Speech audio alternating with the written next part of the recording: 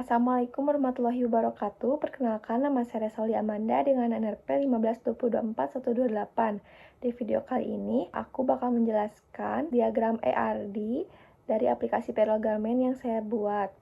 Sama ERD ini tuh digunakan buat menggambarkan struktur database serta hubungan antar tabel yang digunakan dalam sistem. Berikut penjelasannya, yang dimana di sini tuh terdapat sebuah tabel diagram ERD dan TRD. Nah, si entitas user di sini tuh digunakan untuk menyimpan data akun pengguna aplikasi, baik admin maupun karyawan. Tabel ini tuh berperan penting dalam proses login dan pencatatan siapa yang melakukan transaksi gaji.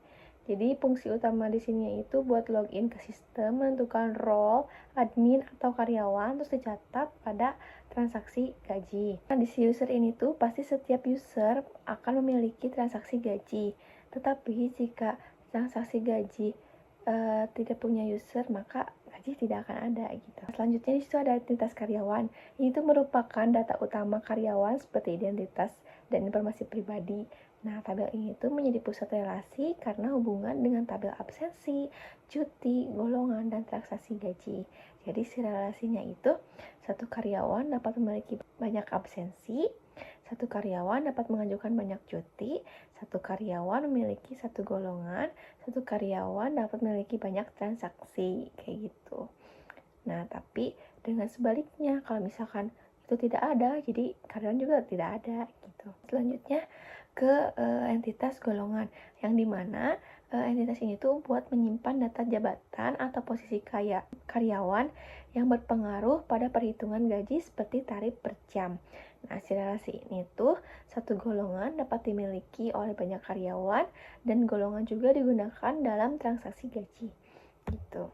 Selanjutnya ada entitas absensi, yang dimana ini tuh digunakan untuk mencatat kehadiran karyawan, meliputi tanggal, jam masuk, dan jam keluar karyawan. Si relasi ini tuh satu karyawan dapat memiliki banyak data absensi. Data absensi digunakan sebagai dasar perhitungan gaji. Nah, selanjutnya ada entitas cuti, yang dimana ini tuh untuk menyimpan data pengajuan cuti karyawan, termasuk tanggal cuti, tanggal selesai, alasan, dan status persetujuan. Nah, si relasi ini tuh satu karyawan dapat mengajukan lebih dari satu cuti dan status cuti dikelola oleh admin. Di sini ada terakhir entitas transaksi. Transaksi di sini tuh maksudnya transaksi gaji yang digunakan untuk mencatat hasil perhitungan gaji karyawan berdasarkan absensi dan golongan.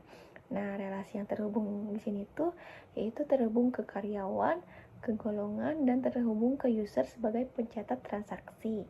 Begitu. Selanjutnya aku akan menjelaskan bagian flowchart-nya.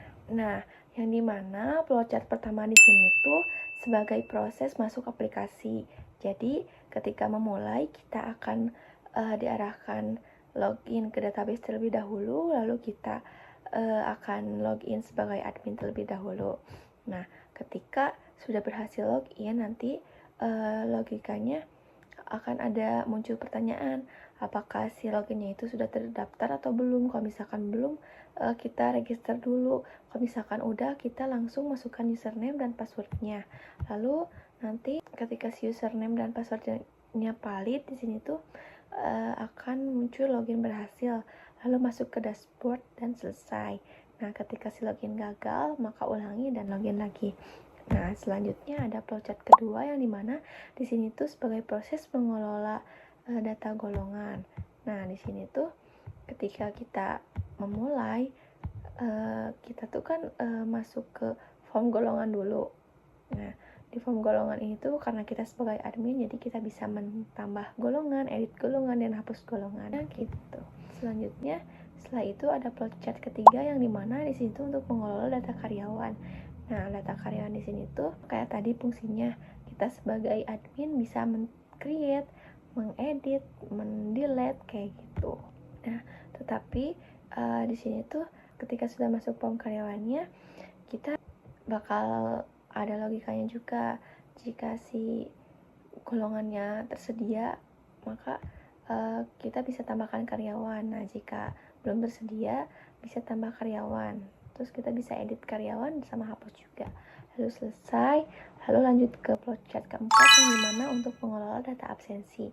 Nah, ketika data absensi dimulai ini tuh, kita kan akan diarahkan ke form absensinya dulu. Nah, setelah itu kita sebagai admin bisa mentambah absensi, edit absensi, dan hapus absensi. Selanjutnya di sini ada flowchart pengajuan cuti yang dimana ketika kita memulai itu kita kan masuk terlebih dahulu ke form cuti. Nah, di sini tuh kita bisa mengisi data cuti karyawan, simpan pengajuan cuti, terus ya udah selesai gitu.